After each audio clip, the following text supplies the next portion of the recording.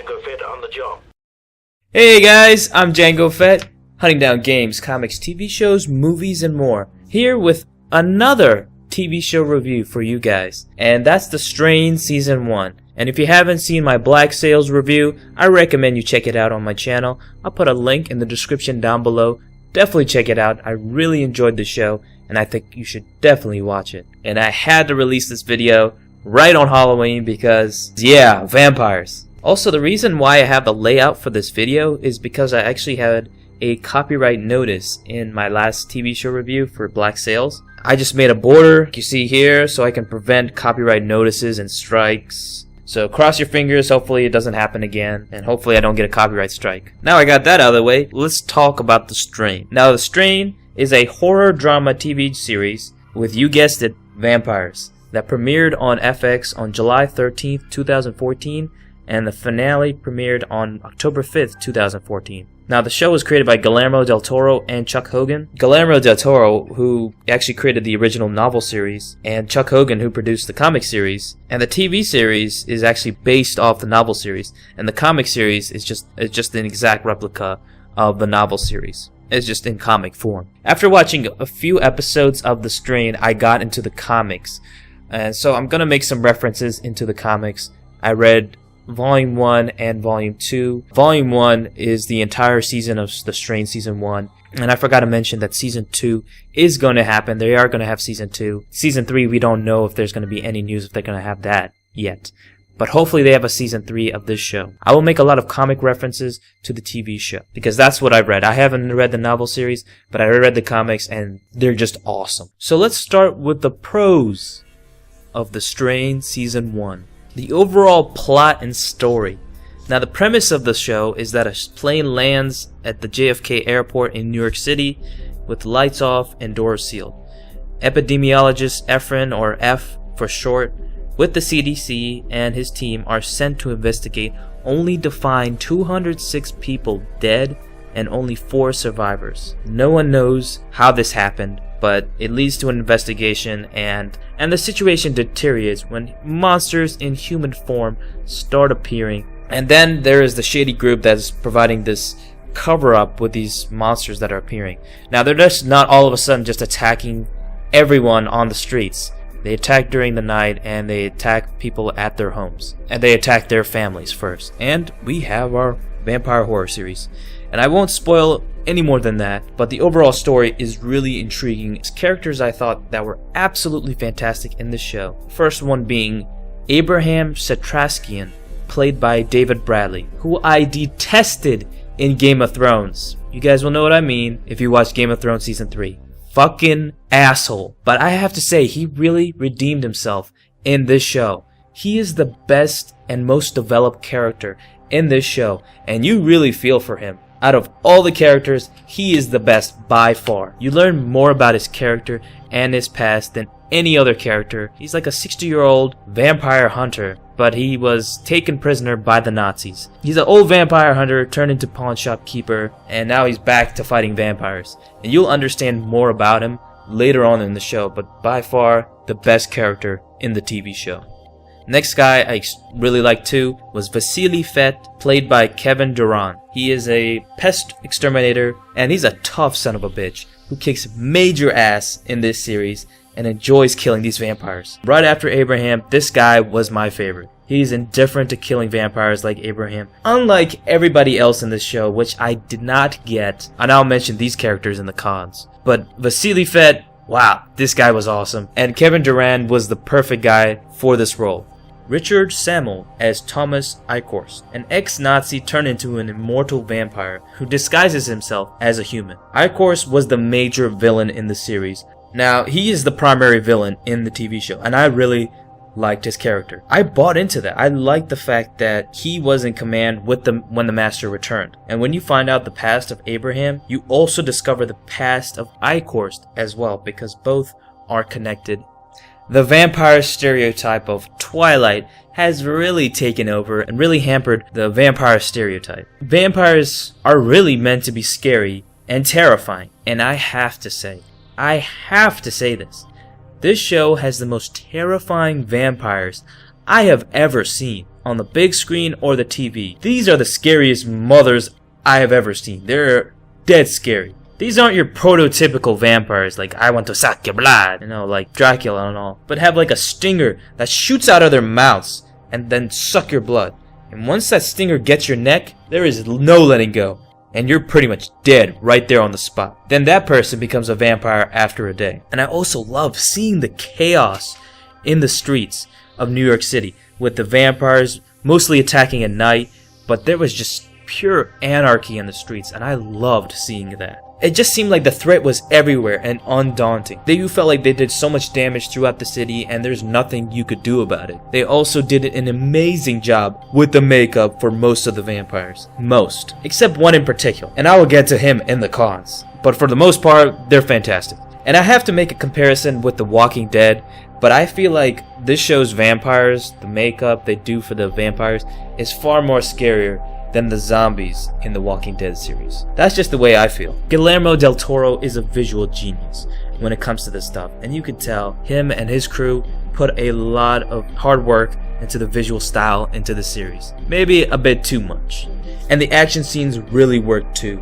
The heroes fought with guns and nail guns and swords and slicing and dicing vampires, which was badass.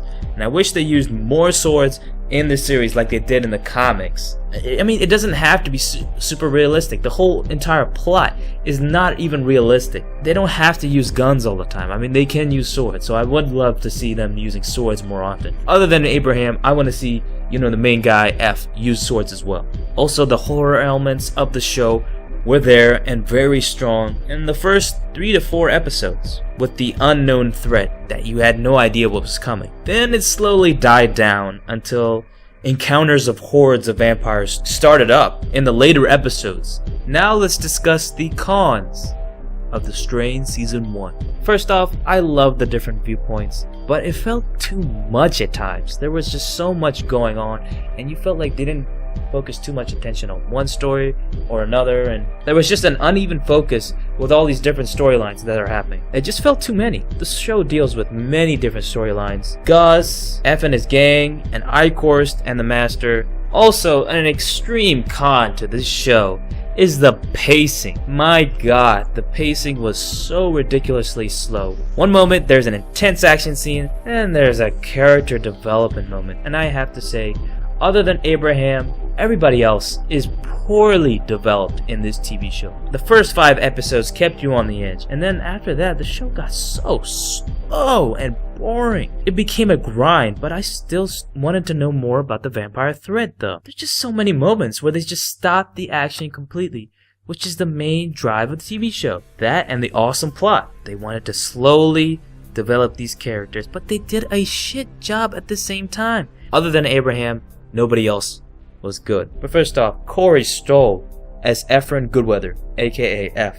Corey didn't work as F. That's just my opinion. I felt like they should have gotten somebody else to play as F. He was just rather weak. Thing is, F had his moments, but he was 50-50 for me. I liked him, hated him, liked him, hated him. I didn't feel for F and his family. I just didn't care too much about him and his main character, which was rather sad. And 2 to 3 episodes is just dedicated to F and his divorce, which were so freaking boring, man. Get to the vampires. Mia Maestro as Nora Martinez, who worked with the CDC and secret lover of F. And boy, she was just as bad as F and didn't work for this show. Mind you, this is my opinion. Both asked too many questions. Instead of just killing the vampires, don't question it too much. If you hesitate, they will kill you right there on the spot. And they had a cheesy romance and got way too emotional in this show. Didn't know what to do when vampires started showing up. After the first time, I understand it's a new situation, but after 3 to 4 encounters, you would think that they would know what to do since Abraham is with them, but they don't. Did he not teach them how to fight them? I'm pretty sure he did. But those two, Nora and F, they did not work for the show. Also, Miguel Gomez as Gus,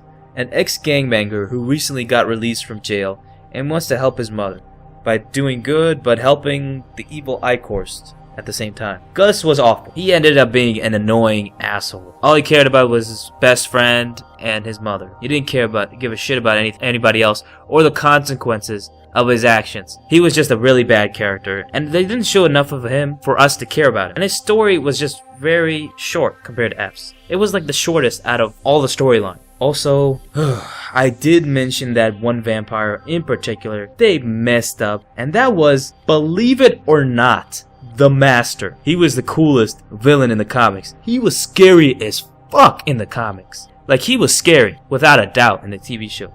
But they completely botched up the makeup and design for him. They really hyped up the Master for like the whole season. You never knew what the Master looked like until the second half of the season, and you just saw him with his hood. And when you saw the episode where he unveiled the hood, oh boy, was I completely disappointed. I couldn't tell on whether to be scared or shake my head in disbelief and just freaking laugh out loud at how ridiculous he looks. He looked like a cross between a frog and a goddamn troll with gigantic fucking hands. They screwed up on that. Just don't get your hopes up when they reveal the Master. And what's with the big goddamn ears? What's with the vampires having the big goddamn ears? I think that's so fucking stupid. Don't do that shit, okay?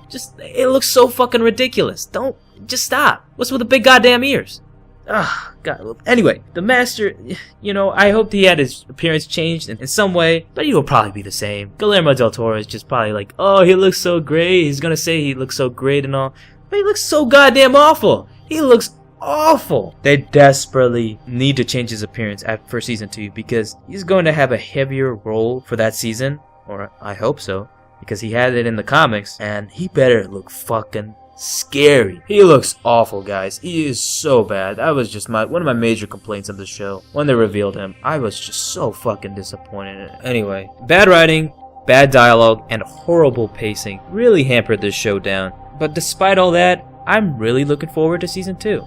So my rating for The Strain season 1 is a 3.5 out of 5. Giving this show any less would not do it justice, because this show was awesome without a doubt. I really loved this TV show a lot, and it really got me into the comics. I really love this TV show, guys, and I definitely recommend you check it out too. It does have many flaws, but definitely check out this TV show. It is a fantastic TV show with the scariest vampires you will ever see. Some awesome characters, a lot of things going for it, and build up for season 2. Oh boy, it's gonna be fantastic. I'm really looking forward to season 2, you guys, because holy shit, does a lot happen in the comics in volume 2. It's like the Walking Dead prison chapter. The unexpected happens a lot, and especially towards the end. Season 2 will coincide with volume 2, and for that reason alone, I have to say The Strain is my most highly anticipated TV show of 2015. Yeah, you heard me. My most highly anticipated TV show of 2015. More anticipated than Game of Thrones and Hannibal. And Hannibal has been my top TV show to watch 2 years running. It's crazy, guys. It's absolutely insane. Even though this show wasn't the greatest thing ever, season 2, they better pull out their big guns now, because all out chaos is going to happen throughout the city, and it's going to be fantastic. And I cannot wait for The Strain. And after watching this TV show, guys, I've decided not to only review Star Wars comics, do my channel just all about Star Wars. I've decided to also review season 2 of The Strain, not only that, and also to review the comics as well. So I'll be reviewing volume 1 hardcover hopefully soon. I want to review that. I want to follow up the comics. I love the comics so much, guys, and I may consider reviewing the novels as well. I need to pick up a copy and start reading those because I want to compare the two. Oh boy, because The Strain is awesome. It is fantastic. Comics are insanely good. Go pick up the comics if you got into the TV show. And you think the TV show can get scary? Oh boy, the comics, man. Wow, do they scare the shit out of you. But anyway, guys, I will be doing some more Strain stuff, comics, doing comparisons with the comics, with the TV show in future videos, and I just wanted to make that announcement. Probably not going to be anytime soon. Thank you guys. I really appreciate you guys watching this video, and hope to see you guys next time. And don't forget to please like, comment this video, and subscribe to the Mandalorian Horde.